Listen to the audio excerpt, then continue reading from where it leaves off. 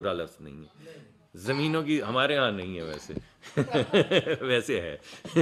لیکن زمینوں کا لین دین شروع ہو جائے تو بجائے اس کے کہ زمینوں پہ فوکس کیا جائے، انفراسٹرکچر پہ فوکس کیا جائے، ہر ڈویژن گاؤں میں جہاں پہ جو چیز پیدا ہوتی، کہیں امرود پیدا ہوتے ہیں، کہیں سبزیاں پیدا ہوتی ہیں، کہیں آڑو پیدا ہوتے ہیں، تو ہر جگہ پہ جو چیز پیدا ہوتی ہے اسی مناسبت سے ایک زرعی انڈسٹریل فارم لگایا جائے، چھوٹے چھوٹے فارم ہوں، کوئی وہاں پہ ان کا پلپ بنانا شروع کر دے، کوئی ان کا جوس بنانا شروع کر دے، کوئی کولڈ سٹوریج بنانا شروع کر دے تاکہ وہ ضائع نہ ہوں، کوئی کولڈ سٹوریج، کولڈ پائپ جو ویلیو چین ٹرانسپورٹیشن کی ہوتی ہے، یعنی جو چیزیں ٹھنڈی آپ کو ٹرانسپورٹ کرنی ہے تو لوگوں کے پاس تو ایسے ٹرک نہیں ہوتے، تو ان کے لیے بینکوں کو ہدایت، پرائم منسٹر تو کہتے ہیں سختی سے پابند، میں کہہ رہا ہوں کہ ہدایت کی جائے گی کہ وہ یہ تمام زرعی لونز اور زرعی انڈسٹریل لونز جو ہیں وہ دیہی علاقوں میں دیں، تاکہ نہ صرف وہاں پہ پیداوار دگنی ہو بلکہ وہ شخص جو کسان ہے وہ آہستہ آہستہ ترقی کا زینہ چڑھتا چلا جائے، اور یہ جو صرف شہری علاقوں پہ مقرر کی گئی ہیں فیکٹریاں یا ویلیو ایڈڈ چیزیں یا ایکسپورٹ، یہ ہمارے جو غریب ترین علاقے ہیں، جو دیہی علاقے ہیں، جو کسان ہیں، محنت کش ہیں، ان تک بھی پہنچے۔ یہ ہو گئی دیہی علاقے کی بڑی کلیئر اسٹریٹجی جی۔ شہری علاقوں کے لیے اسی طرح جیسے میں نے آپ کو دیہی علاقوں کا کہا ہے، بینکوں کو پابند کیا جا رہا ہے کہ وہ چھوٹے چھوٹے قرضے دیں۔ کسی بھی ملک کے اندر، کسی بھی ملک میں، صرف پاکستان میں نہیں، کسی بھی ملک میں تقریباً 70 سے 80% امپلائمنٹ جو ہے وہ small to medium sized enterprise میں ہوتی ہے، یعنی چھوٹے جو کاروباری طبقہ ہے، چھوٹے کاروبار ہیں، وہ امپلائمنٹ پیدا کرتے ہیں اور ہمارے بچے بچیوں کو روزگار چاہیے۔ تو بینکوں کو پابند کیا جائے گا کہ وہ آپ ہی کے پیسے دیتے ہیں نا، وہ خود سے تو پیسے نہیں چھاپتے، آپ سے ڈپازٹ لیتے ہیں، آپ جا کے بینک میں پیسے جمع کرواتے ہیں، وہ وہی پیسے کسی اور کو دے کے اس میں سے نفع کما لیتے ہیں۔ تو اب ان کو پابند کیا جائے گا کہ بجائے اس کے کہ صرف 4 بڑے سیٹھوں کو، اور ہوتا یہی ہے کہ 10 بڑے سیٹھوں کو یا 50 بڑے سیٹھوں کو قرضہ دیا جائے، جو بھی پرائیویٹ سیکٹر کی ان کی ایلوکیشن ہوگی اس کی ایک سرٹن پرسنٹیج جو ہے ان کو پابند کیا جائے گا یا انسینٹیوائز کیا جائے گا کہ وہ ایس ایم ای سیکٹر کو، یعنی چھوٹے کاروبار کے لیے چھوٹے چھوٹے قرضے دیں، جو ہماری بچیاں، ہمارے بچے جو کالجوں سے نکل رہے ہیں یا اسکلڈ ورکرز ہیں، وہ اپنا چھوٹا سا کاروبار شروع کر سکیں۔ دوسرا، شہری اور دیہی علاقوں کے لیے، مگر میرے خیال میں شاید آئی ٹی کا زیادہ رجحان شہری علاقوں میں زیادہ، ہم بدلنا چاہتے ہیں اس کو مگر زیادہ کیونکہ اس وقت ہے، تو تقریباً 5 لاکھ بچیوں اور بچوں کو جو دنیا کی ایڈوانس ترین، جس کو آپ یہ آرٹیفیشل انٹیلیجنس کہتے ہیں یا مشین لرننگ کہتے ہیں، تو وزیر اعظم نے کہا ہے کہ ہم ان اپنی بچیوں اور بچوں کو مشین لرننگ کے لیے ٹریننگ دیں گے، بوٹ کیمپ، یعنی کالجوں سے وہ نکلتے ہیں تو ہنر نہیں ہوتا۔ اب آپ کے بھی بچے بہن بھائی ہیں، جب آپ کوئی پڑھ کے نکلیں فزکس کے اندر بی اے کر کے یا ایم ایس سی کر کے یا بی ایس سی کر کے نکلیں، تو کوئی ایسا ہنر نہیں ہوتا کہ آپ کو فوری طور پہ نوکری مل جائے، یعنی ذہین تو آپ نے تعلیم حاصل کر لی ہوتی، کہیں نہ کہیں آپ کی کھپت تو ہو جاتی، مگر ہنر اس میں اگر ایڈ کر دیا جائے، جتنے انجینئرنگ میں سے بچے نکل رہے ہیں، جتنے فزکس میں سے بچے نکل رہے ہیں، جتنے میتھ میں سے بچے نکل رہے ہیں، سائنسز پڑھ کے نکل رہے ہیں، اگر ان کو مشین لرننگ اور آرٹیفیشل انٹیلیجنس میں 8 ہفتے کا 12 ہفتے کا بوٹ کیمپ کروایا جائے، تو ایک ایسا ہنر ہے جو پوری دنیا میں جس کی ضرورت ہے، اور پوری دنیا میں اس وقت لوگ نہیں ہیں جو یہ کام کر سکیں۔ تو اس کے لیے وزیر اعظم نے یہ کہا ہے کہ اگر ہمیں باہر کی دنیا سے، چین سے یا دیگر ممالک سے ماسٹر ٹرینرز بھی بلانے پڑے تو ہم ان ماسٹر ٹرینرز کو لائیں گے اور یہاں پہ اپنی بچیوں اور بچوں کو تعلیم دیں گے، اپنے ینگ لوگ جو ہیں ان کو وہ ہنر دیں گے جس سے پاکستان میں نہیں، وہ پوری دنیا کے اندر جو کاروبار ہو رہے ہیں جن کا تعلق آرٹیفیشل انٹیلیجنس اور مشین لرننگ سے ہے، وہ پاکستان میں بیٹھ کے وہ کام کر سکے۔ تو یہ جو لائنیں لگی ہوتی ہیں ویزے لینے کے لیے، ہم خوار ہو رہے ہوتے ہیں، کسی کا ویزا اسپین کا ریجیکٹ ہو گیا، کوئی کہہ رہا ہے مجھے انگلستان کا نہیں مل رہا، کوئی کسی ملک کا کہہ رہا، تو بجائے اس کے کہ ہم ویزوں کی لائنوں میں کھڑے ہوں، اپنے گھر میں، اپنے گھر کے سکون میں ایک کمپیوٹر کے ساتھ وہ تمام کاروبار کر کے ڈالر یہاں پہ کیوں نہ کمائیں، اپنے ماں باپ کی خدمت بھی کریں، اپنے بچے بھی پالیں، ڈالر بھی کمائیں، اور پوری دنیا کا جو کاروبار ہے وہ ان کے لیے ایک پلے گراؤنڈ بن جائے گا۔ تو یہ ایک آئی ٹی کا جو منصوبہ ہے وہ اس وقت سامنے لایا گیا ہے. اور دیکھیے یہ کام تو پچھلی دفعہ ہی وزیر اعظم نے شروع کر دیا تھا، لیکن انہوں نے اس دفعہ یہ کہا ہے کہ جو بھی کریں وہ پائیدار ہونا چاہیے، جس کو ہم سسٹینیبلٹی کہتے ہیں. ہمارے ملک میں آپ کو معلوم ہے کہ اگرچہ ہم کو بہت زیادہ انوائرمنٹ کو برباد نہیں کرتے، وہ ہمارا غریب ملک ہے، کوئی ایسی ہم چیزیں کرتے ہی نہیں، ہمارے پاس پیسے ہی نہیں ہوتے کہ ہم انوائرمنٹ کو برباد کریں. لیکن بہرحال ہمارا ملک 5واں یا 7واں ہر سال بدلتی رہتی ہے رینکنگ، سب سے زیادہ ولنریبل ملک. آپ نے دیکھا سیلاب آتا ہے تو آدھا سندھ بہہ جاتا ہے، کوئی طوفان آتا ہے تو ہمارے جو گاؤں ہیں وہ سارے ڈوب جاتے ہیں، کئی 100 سال کی سویلائزیشن برباد ہو جاتی ہے، نام و نشان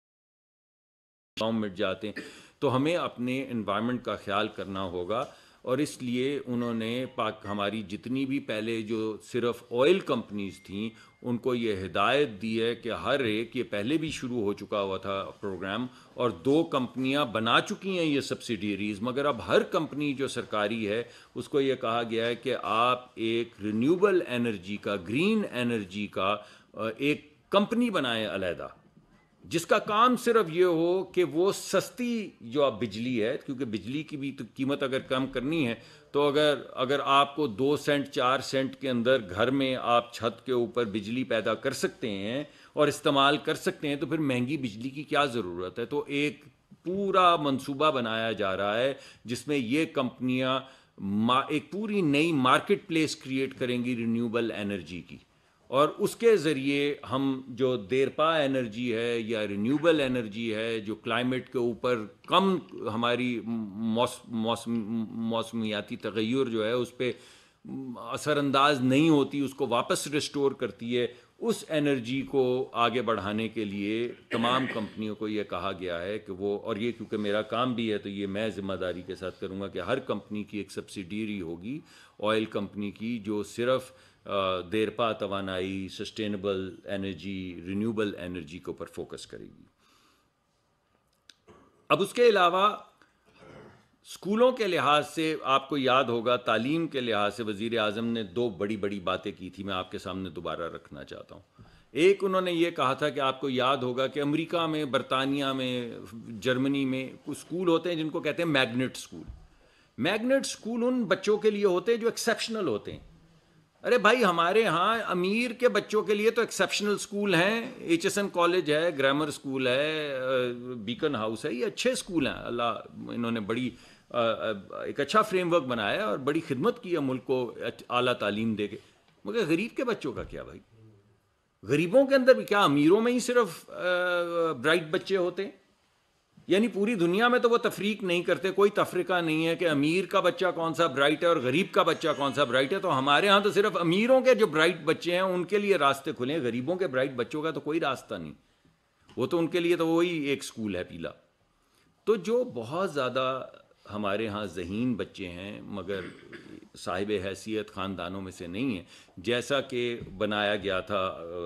ہمارے ہاں وہ دانش اسکول بنایا گیا تھا، اسی طرح وفاقی حکومت نے یہ فیصلہ کیا ہے کہ ہم اس طرح کے اسکول غریب بچوں کے لیے اور کھولیں گے جس میں ان کی پوری تعلیم جو ہے ٹاپ کلاس، بچوں کو ٹاپ کلاس تعلیم دی جائے گی ان اسکولوں میں. مگر یہاں پہ بات رکے گی نہیں. بچے دانش اسکول کے ہوں یا کسی اور اسکول کے ہوں، اگر پاکستان کی یا بین الاقوامی سطح کی بہترین یونیورسٹیز کے اندر ان کو داخلہ مل جائے مگر ان کے پاس پیسے نہ ہوں، صاحب حیثیت نہ ہو، تو سرکار ان کا خرچہ اٹھائے گی. یہ بھی جو ہے اعلان ہو چکا ہے اور اس پہ کام شروع ہو چکا ہے. تو آپ کوئی بچہ جو ذہین ہے، جو دنیا کے بہترین اسکولوں میں جا سکتا ہے، مگر کسی غریب کسان کا بچہ ہے، مزدور کا بچہ ہے، جو محنت کرتا ہے سارا دن پسینے میں شرابور، تو ان کے لیے بھی وہی سہولت جو ہمارے ہاں یہ F6-7 جو ہوتے ہیں، اور وہ گلبرگ اور ڈیفنس اور کلفٹن، اور ان بچوں کی طرح غریبوں کے بچے کے لیے بھی وہ راستے کھول دیے جائیں گے، تاکہ یہ نہ ہو کہ کوئی اس وجہ سے رہ جائے کہ اس کے پاس اس کے والدین کی حیثیت نہیں تھی کہ وہ دنیا کے بہترین جو یونیورسٹیز ہیں ان میں تعلیم حاصل کر سکے. میرے خیال میں چیدہ چیزیں تو میں نے آپ کے سامنے رکھ دی ہیں. ہنرمندی کے بھی کچھ پروگرام ہیں، اس کے علاوہ آئی ٹی کے علاوہ جن کا ذکر میں وہ پرانے چل رہے ہیں ان کو بہتر کیا جائے گا. بسپ کا پروگرام ہے وہ بھی آپ کو معلوم ہے، وہ چل رہا ہے، اس کو ہم ہی نے آگے بڑھایا تھا. تو یہ میں آپ کے سامنے ایک معاشی خاکہ اور سماجی خاکہ پیش کرنا چاہتا تھا آج، تاکہ یہ رمضان کا مہینہ ہے، رمضان کی آمد ہے، دوسرا دن ہے کابینہ کو، تیسرا دن ہے بنے ہوئے، تو کچھ ایک خاکہ تو ہونا چاہیے نا ہمارے پاس، ایک امید تو ہونی چاہیے. عید آ رہی ہے تو میں نے کہا کہ عید کی نوید تو آئے گی 28 دن میں، لیکن جو 3-4 سالہ خاکہ ہے وہ میں آپ کے سامنے رکھتا ہوں.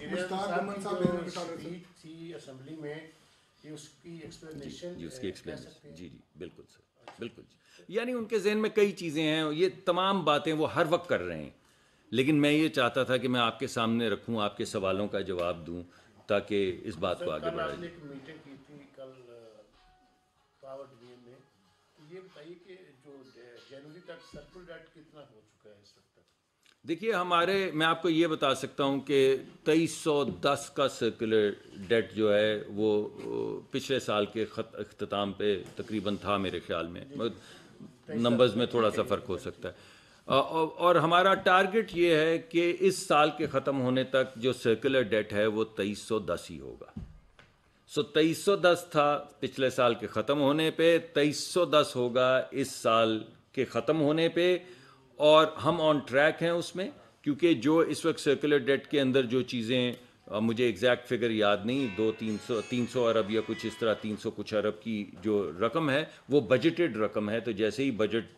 آخری ہمارا یہ کوارٹر ختم ہوگا تو وہ رقم جب ریلیز ہو جائے گی تو ہمارا سرکولر ڈیٹ جو ہے وہ 2310 ارب سے شروع ہوا تھا اور 2310 ارب پہ ختم ہو گیا. جی میں نے آپ کو بتایا جو ہمارا، مجھے فگر ایگزیکٹ یاد نہیں ہے، جو ٹارگٹ تھا، جی میں بتا دیتا ہوں، جو ٹارگٹ تھا اس سے تقریباً 15 یا 20 ہے. جو ہمارا یہ جنوری تک کا ٹارگٹ تھا اس ٹارگٹ کو ہم بیٹ کر چکے ہیں 10 یا 15 ارب روپے سے. اور جو ایکومولیٹڈ اماؤنٹ ہے وہ بجٹڈ ہے، یعنی ایونچولی ہمارا سرکولر ڈیٹ ایگزیکٹلی وہی ہوگا جو پچھلے سال کے اختتام پہ تھا.